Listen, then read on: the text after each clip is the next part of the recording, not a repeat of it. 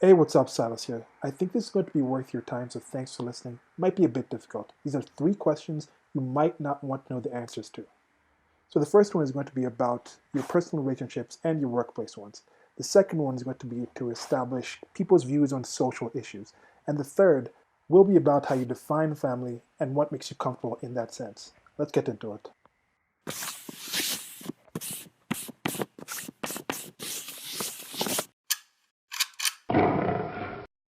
Okay, we're back into this now. These three questions. So these are three questions that I have thought of, and I posted on social media platforms and had different responses. Well, it's to the first two. The third one is the first time I'm asking it out in the open, but they're related, and I'd like to know what you think. And I think these three questions are important. I think they can teach you a lot about the relationships that you're in. And these are questions that I ask myself and want to know how I'll answer them, and also want to put them to people who are going to fit these things, the people I want to work with. When people are talking about social issues, I'd like them to have an idea of what's your answer on this one point. Now, these don't have to be deal breakers to just talk to somebody. If somebody's a passing acquaintance, you meet somebody at the grocery store, they don't have to answer these things.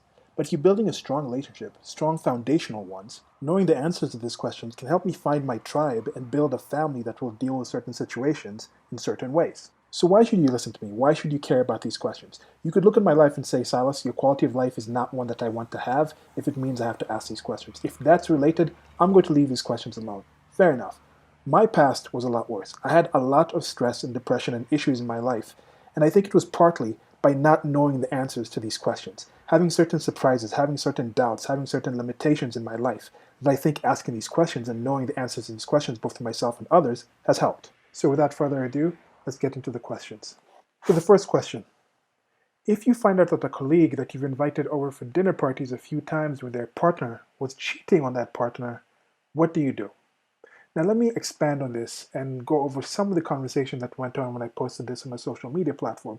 So, there's some points I'm trying to pull out with this question. I think it's to establish personally, what do you consider to be a friend? Somebody good enough of a friend for you to bring over for dinner parties and things like that. How much of your life or their life do you feel you can talk about and interact with? Now, also in your workplace, what sort of people are you working with?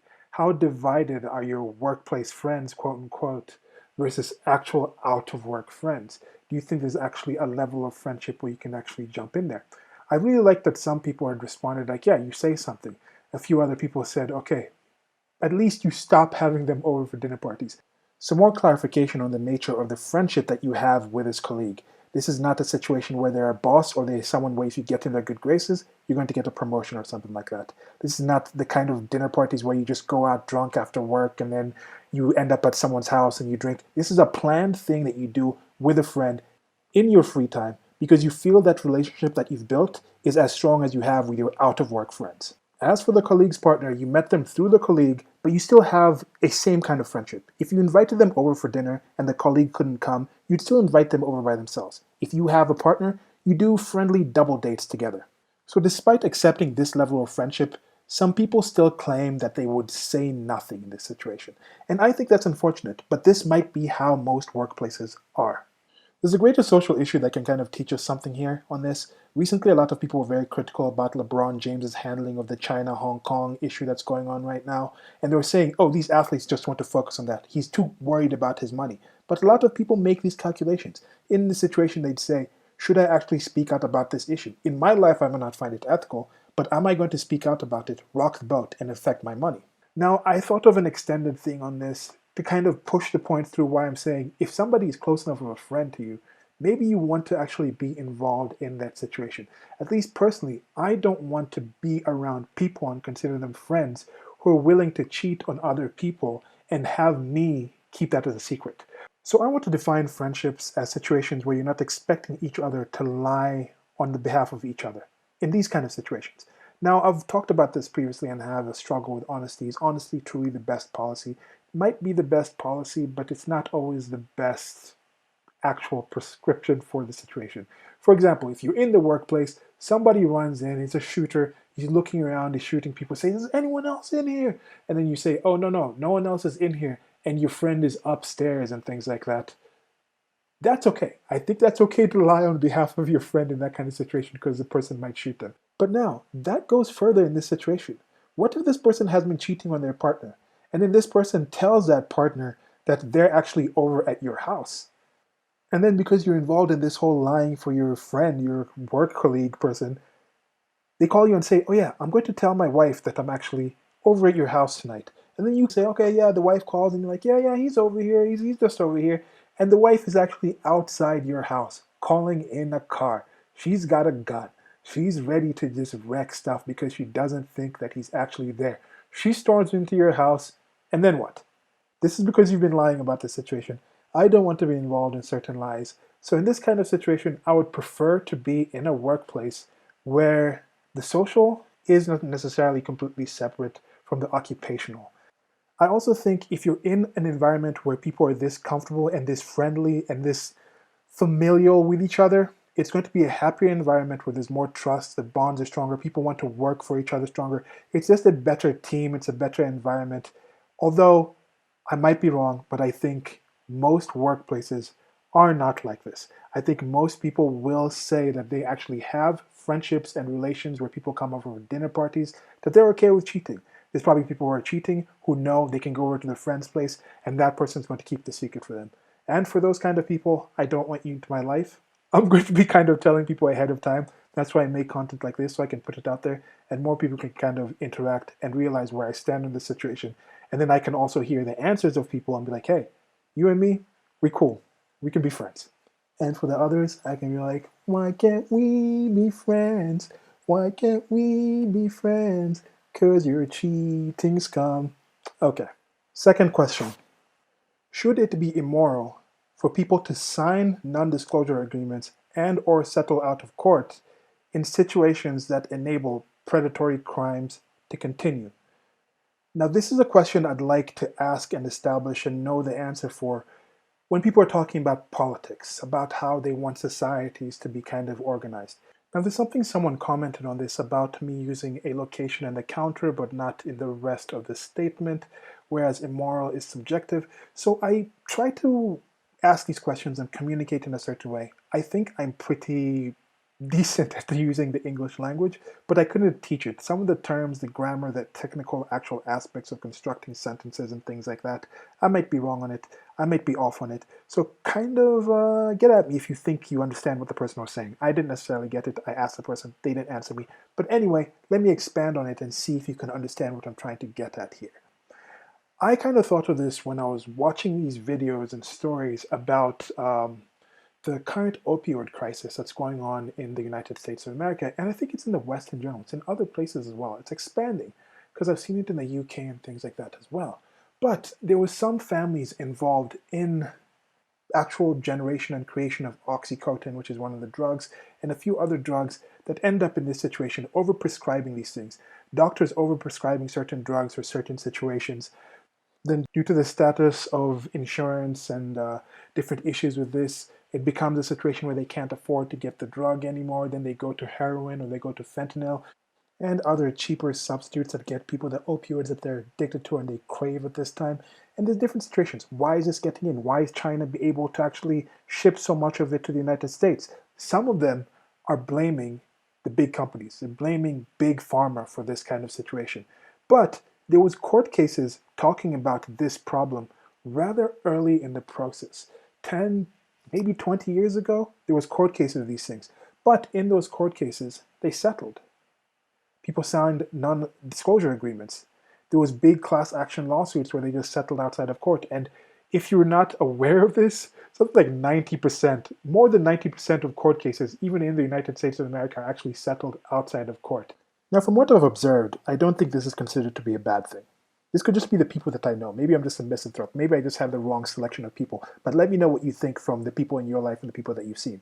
But if somebody gets hurt due to somebody else's actions, somebody else's negligence, and they settle, that's not considered a bad thing, is it? People don't necessarily point to these people and say, oh, you're a bad person for doing that. It's kind of just shooken off as, oh, this is part of the system. This is a part of how the system works.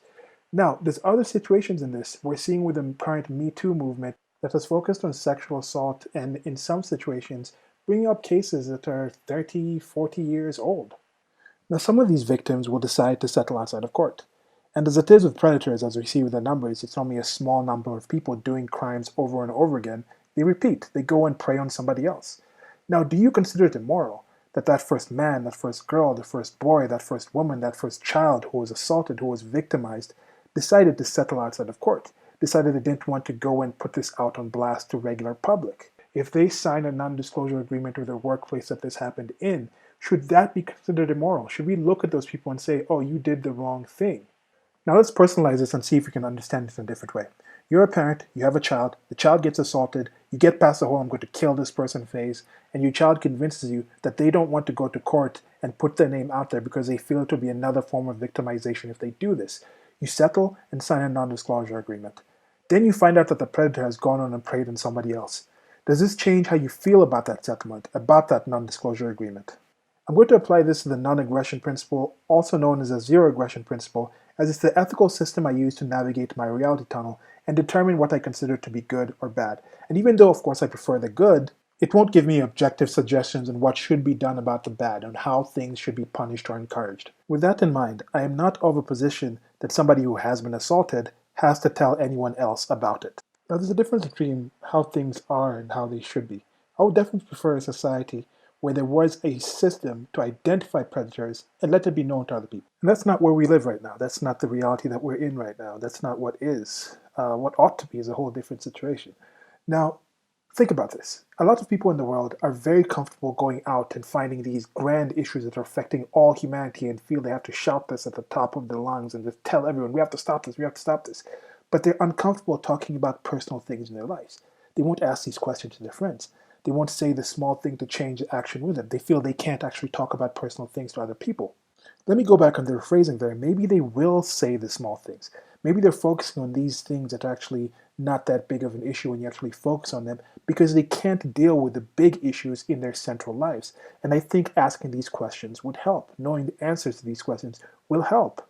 So these are my observations. If you know the answers to these yourself, I think you're a stronger person. And then if you ask the people around you, you build a stronger community to where you can talk about these issues and probably not even be targeted to be violated and assaulted in these ways. But if you are, you'll be comfortable about coming out and talking to people about it, going and telling other people, knowing that other people can find out because your core group is going to be there for you and not going to judge you in negative ways. And in most cases, they don't.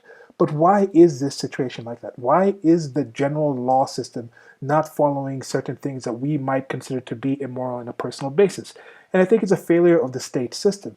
If I was creating community, maybe I'd have a situation where the victim doesn't necessarily have to tell their name, but if they can get to a position where they can prove what has happened, then there's a way, if they want to settle, we can still track the person who has done this. We can still track the predator. And anyone who actually finds out can be told, like, okay, this predator has come here, but they've done this. But you live in this community and you signed this contract and you've agreed that since the victim actually signed a non-disclosure agreement, you also can't go out and tell other people. But you personally can know for your own security that this person is a predator. Let me know what you think. Third question.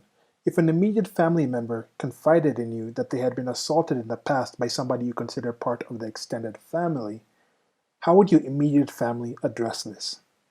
Now, these questions might not be easy for many people, and this question in particular might trigger some things in somebody. That's not my intention to hurt you. I do think it's worth it. I think these questions are worth asking, and I think they make a better life for us and everyone else out there. I use the term family instead of relatives here for a specific reason. Relatives is genetic, it's blood. You don't get to choose this. There's relatives that you have that you never meet.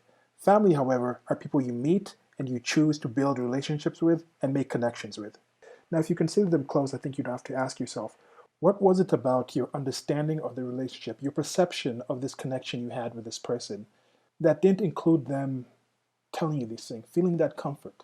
What was the social situation? What was your relationship? What was going on around that they couldn't say, hey, why didn't I tell this person earlier? Why didn't I come out and say this? Why did it take so long? That's something I think you ask yourself. Another unfortunate realization here is that if you have this lack of communication between them, if this person didn't feel comfortable enough to talk to you about this, then it's highly likely that it's not a new situation. It's possible that this was the way it was in the past when that assault happened, and the predator was also able to see that and think, this is someone I can target and I won't get caught. Now let's go to some more practical considerations here. I think one of the first things you should do is talk to the person. Make sure you have a connection and establish that you can actually communicate about this. I'll add here that depending on the situation, in most situations, I think therapy is something that people can seek and gain from. And I'm not a therapist, these are just my thoughts on the situation, on what would happen if I'm having this conversation with a friend, things that I think would help establish a stronger, more healthy definition of what family is and stronger relations between you. Now, in this situation, you've talked to the person. How much do they want to tell other people? They've confided in you finally. How strong is that relationship? How much do they want to discuss? Because if you take this out to the rest of the family, it's still something that happened in their life. Even if you're able to help them with this, you have to establish how you can help them. What if there's no evidence? What if it's one person's word against the other? How do you go forward in this situation? Now, we touched on the individual relationship. Now, let's go over the group dynamics a bit. If you're a parent in a family and your child has been assaulted, how do you go about talking to the extended family? Now, if you're a child in the family and your sibling has been assaulted and you sit down with the immediate family, do your parents have the final say and the final word on how to talk to the extended family about this situation? Now, this last question to me is the toughest one of the three, but I think if you answer these early, you can avoid this third one even happening. But this might just be me, but unfortunately, I think families would want to hide this quite often. Criminals have families, and not just the Manson family type thing or those weird people that have fetishes for people in jails and things like that, but that whole situation of how a crime happens and then the family member's like, oh, we had no idea. He's a good boy. He didn't do anything wrong. I can't believe this happened. No, there was probably signs that were not talked about. There's probably things that were swept under the rug. So this whole don't air our dirty laundry thing has these deeper roots. I think you'll often find that the kind of families or the family members that are comfortable with not talking about certain things were also raised as kids in environments where their personal emotions and their personal experiences were put secondary to. This is where nurture comes in, and I think if you have peaceful and present parenting, you're raising kids in environments that are comfortable with identifying what is right and wrong and feel that they can talk to other people about it. Because when it comes to nature, I don't know if there's anything genetically hard coded to be against things that we consider to be crimes right now. This is very subjective. And if we were just in general predisposed against people who kill people, we wouldn't have made it this far because in the past, life used to include taking other people's lives a lot more than it does today because we're better people today. Now, I'm not discounting nature completely. We are the most unnatural part of nature, but we still are part of nature. And there's epigenetic changes, we're going to have gene editing, but even just simple mate selection. You have certain cultures, certain communities, certain ways of behaving that are more cooperative than others. If that more cooperative way of living actually gets more resources, then these are the people more fit and more selected to reproduce. They reproduce more, and then whatever gene set happens to be part of these people that happen to think that certain way and behave in that certain way, then these gene sets will become more prevalent, more dominant, and more available. This is not the same as domestication. It's not like taking wolves to all the dogs, which dogs are GMO organisms just over a long extended time. But these changes can happen slowly and result in a different kind of human, and I'll argue a better human. Then you'll have populations made up of human beings, have earthlings who are more capable of choosing the ways that don't use force and don't violate other people and violate nature and find these other peaceful, more cooperative ways of living. And that's already happened in some extent. We should appreciate that we live in a time where something like the Jeffrey Epstein scandal with pedophilia is being treated the way that it is. Some of these situations where some of the people in power are like, hey, this is kind of what has been involved with being in power. For some of us, pedophilia has been a regular thing that we do. We look at our ancestors, and pedophilia is a regular thing that they do. It's not even called pedophilia because for them, that was just what they did. But we are better than that now. We are building better societies. We are building better communities. We are able to communicate and have more choice in our life and decide who we deal with. We can actually choose and make our families. We're not just born into this situation. There's a difference with relatives and family. You don't get to choose your relatives. And in the past, you didn't even really get to choose your family. People used to have organized marriages, and they still have them to this day. But now, in this current year, in this current time, if you're listening to this, there's a good chance that you have a lot more choice in who you decide to marry, in who you decide to build a family with, in who you decide to be friends with, in where you decide to work. You can communicate more, you can talk to people more, you can try to find these answers. And I think if we live in a world where we know these answers, I think it's going to be a better world. I think it's going to be a better kind of society, a better kind of culture, where we're not hiding these things because genes, because we just happen to share these things. This is just where we happen to work. This is just the job. This is just the way things are done. We don't have to live like that anymore. So let me know what you guys think about these three questions. Let me know your answers below. Let me know if you've talked to people in your life about these questions. If you haven't, and you actually go out and have conversations and talk to people about these things and ask them some of these questions, let me know their reaction. Let me know what came from there. And once again, that's it. Thanks for listening. Subscribe if you haven't. Like if you did like it. Share it with somebody. Ask these questions. Till next time, this was Silas. That was the three questions you probably should ask that you probably don't want to know the answer to, but your life will be better if you do. Goodbye.